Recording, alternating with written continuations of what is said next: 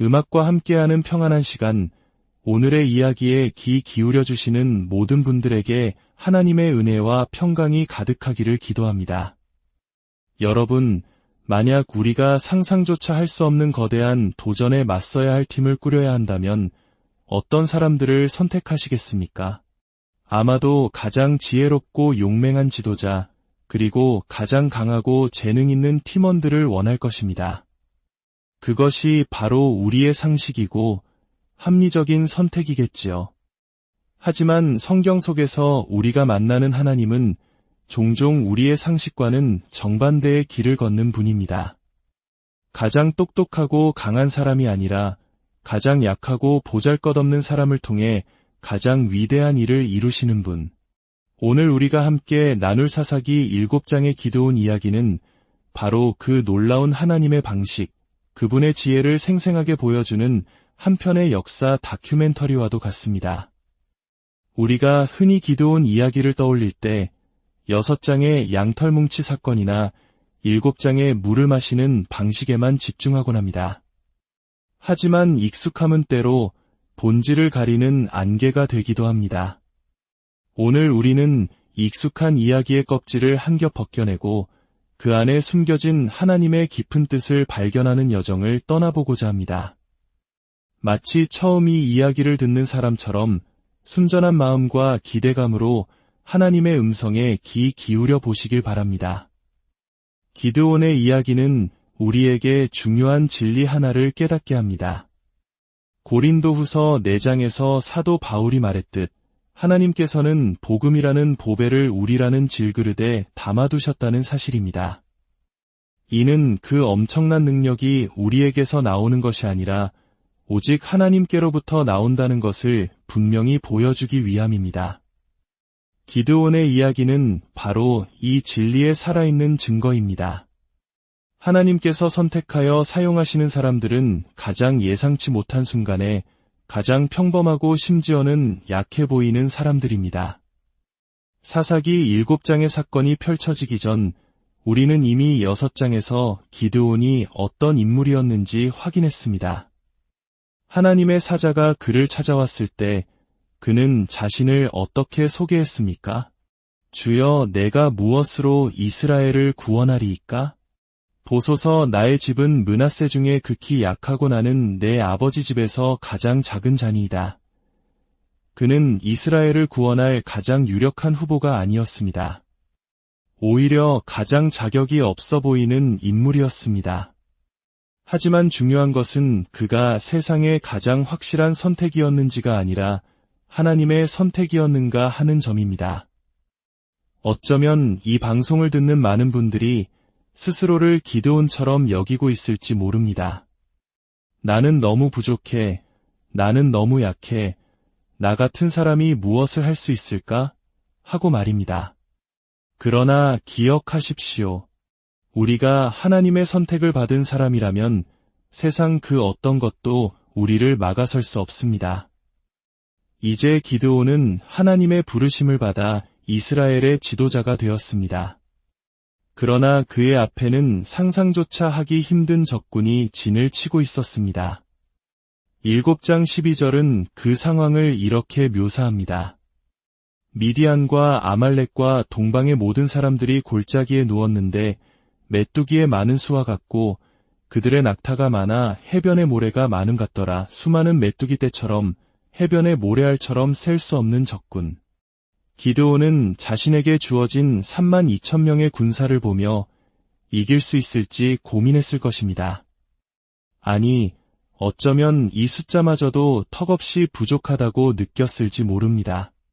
바로 그 순간 하나님께서 기드온에게 말씀하십니다. 우리의 모든 상식을 뒤엎는 말씀이었습니다. 너를 따르는 백성이 너무 많은즉 내가 그들의 손에 미디안 사람을 넘겨주지 아니하리니 이는 이스라엘이 나를 거슬러 스스로 자랑하기를 내 손이 나를 구원하였다 할까 함이니라. 하나님께서는 군사가 너무 많다고 하십니다.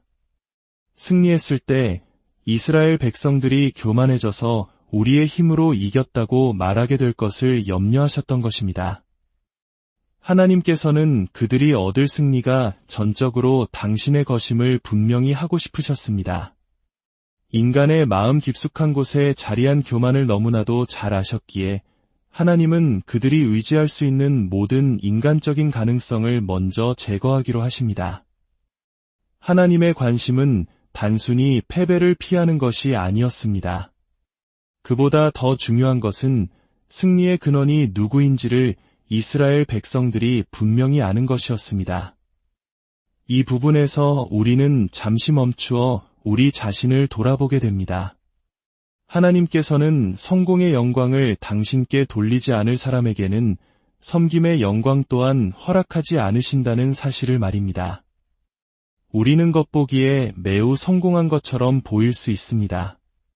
하지만 마지막 심판의 날, 우리가 하나님 앞에 섰을 때 모든 것이 드러날 것입니다. 우리가 쌓아 올린 것들이 금과 은과 보석이었는지 아니면 나무와 풀과 짚이었는지가 말입니다. 우리의 모든 자랑과 업적, 수많은 사람들의 인정과 박수가 천국의 관점에서는 아무것도 아닌 것이 될 수도 있다는 사실은 우리를 겸손하게 만듭니다. 그래서 우리의 삶에서 진정한 성장은 성공과 웃음을 통해서보다 오히려 실망과 실패, 어려움과 눈물을 통해 이루어질 때가 많습니다. 우리는 시련을 피하려고 애쓰지만 바로 그 시련 속에 하나님이 숨겨두신 축복이 있습니다. 하나님께서는 기드온의 군대를 급격하게 줄이기로 결정하십니다. 이는 하나님께서 사람을 사용하실 때 그들의 능력이나 섬김의 빚을 지시는 것이 아님을 보여줍니다. 오히려 우리같이 부족한 자들에게 당신을 섬길 기회를 주신 것 자체가 영원히 갚을 수 없는 은혜임을 깨닫게 하려는 것입니다. 병력 감축은 두 단계에 걸쳐 진행됩니다.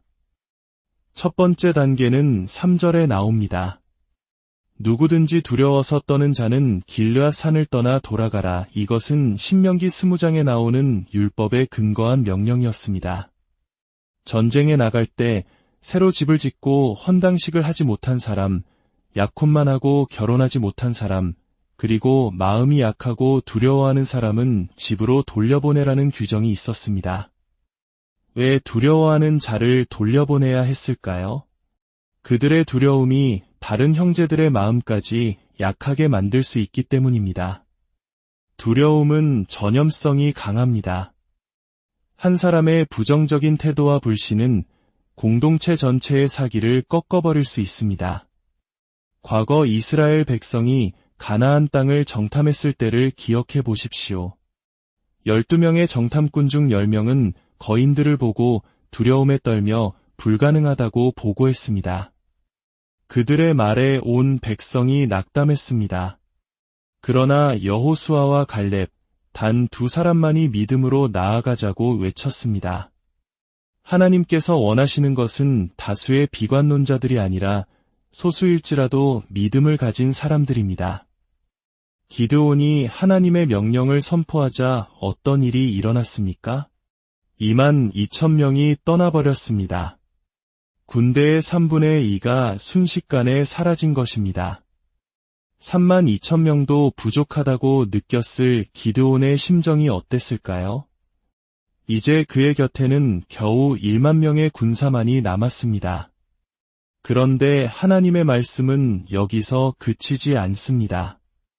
4절에서 주님은 기드온에게 다시 말씀하십니다. 백성이 아직도 많으니 아직도 너무 많다는 것입니다. 기드온은 도대체 무슨 일이 일어나고 있는지 이해할 수 없었을 것입니다. 그리고 두 번째 단계의 병력 감축이 시작됩니다. 바로 우리가 잘 아는 물가로 데려가서 시험하는 장면입니다. 이 지점에서 우리는 종종 잘못된 해석의 함정에 빠집니다. 우리는 무릎을 꿇고 물을 마신 9,700명과 손으로 물을 떠서 핥아 마신 300명을 비교하며 후자가 더 경계심이 강하고 민첩한 정예병이었을 것이라고 추측합니다. 손으로 물을 떠 마시면 주변을 살피면서 마실 수 있으니 그들이 더 훌륭한 군인이었을 것이라는 논리입니다. 하지만 성경은 그 어디에도 그렇게 말하고 있지 않습니다. 과연 이 시험의 목적이 더 나은 군인을 골라내기 위함이었을까요? 오늘 우리는 이 해석에 과감히 도전해보고자 합니다. 만약 이 시험이 군인들의 자질을 시험한 것이 아니라 단지 그들의 숫자를 줄이기 위한 임의의 방법이었다면 어떨까요? 어쩌면 손으로 물을 핥아 마신 사람들은 주변 경계는커녕 물 마시는 데에만 정신이 팔린 가장 부주의한 사람들이었을 수도 있습니다. 생각해 보십시오. 만약 하나님께서 승리의 이유가 전적으로 당신에게 있음을 명확히 하려 하셨다면 가장 약한 지도자에게 가장 부주의하고 평범해 보이는 300명을 붙여주시는 것이 그 목적에 더 부합하지 않을까요? 그리하여 마침내 승리했을 때 이스라엘 백성뿐 아니라 주변의 모든 민족들이 이렇게 말하게 될 것입니다. 도대체 어떻게 이런 일이 일어날 수 있었는가? 저 보잘것없는 지도자와 엉성해 보이는 300명의 군사들이 어떻게 우리 대군을 물리칠 수 있었단 말인가? 이것은 인간의 힘이 아니다. 이것은 분명히 그들의 하나님이 하신 일이다. 핵심은 남겨진 사람들의 종류가 아니라 남겨진 사람들의 숫자였습니다. 하나님께서는 300명의 최정예 특공대가 필요하신 것이 아니었습니다. 하나님께는 강하고 특별한 사람들이 필요한 것이 아닙니다. 하나님께서는 그저 당신의 영광을 드러낼 도구, 즉 깨어지기 쉬운 질그릇 같은 우리를 필요로 하십니다. 우리 주변을 돌아보십시오. 우리 교회의 성도들을 혹은 우리 자신의 연약한 모습을 보십시오. 과연 우리 같은 사람들이 세상을 뒤집을 수 있을까요? 인간적인 눈으로 보면 불가능해 보입니다. 그러나 하나님께서는 바로 그럴 때 말씀하십니다. 나는 바로 그런 상황을 좋아한다. 왜냐하면 우리의 약함 속에서 하나님의 강함이 온전히 드러나기 때문입니다. 기드온과 300용사의 이야기는 우리에게 소리칩니다. 당신의 힘을 의지하지 말라. 당신의 지혜를 자랑하지 말라. 당신의 숫자에 기만당하지 말라. 오직 만군의 주 하나님만을 의지하라. 그분 안에서는 가장 적은 수가 가장 강한 군대가 될 수 있으며 가장 약한 자가 가장 위대한 용사가 될 수 있습니다.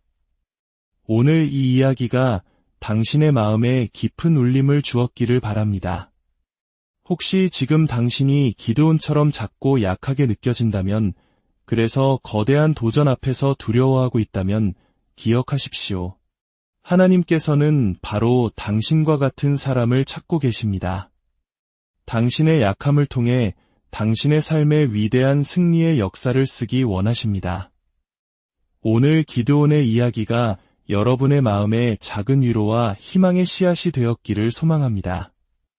이처럼 우리를 통해 일하시는 하나님의 놀라운 이야기가 더 많은 이들에게 전해질 수 있도록 이 채널을 구독하고 좋아요를 눌러주시는 여러분의 선한 손길은 이 말씀을 전하는 사역에 큰 힘이 됩니다.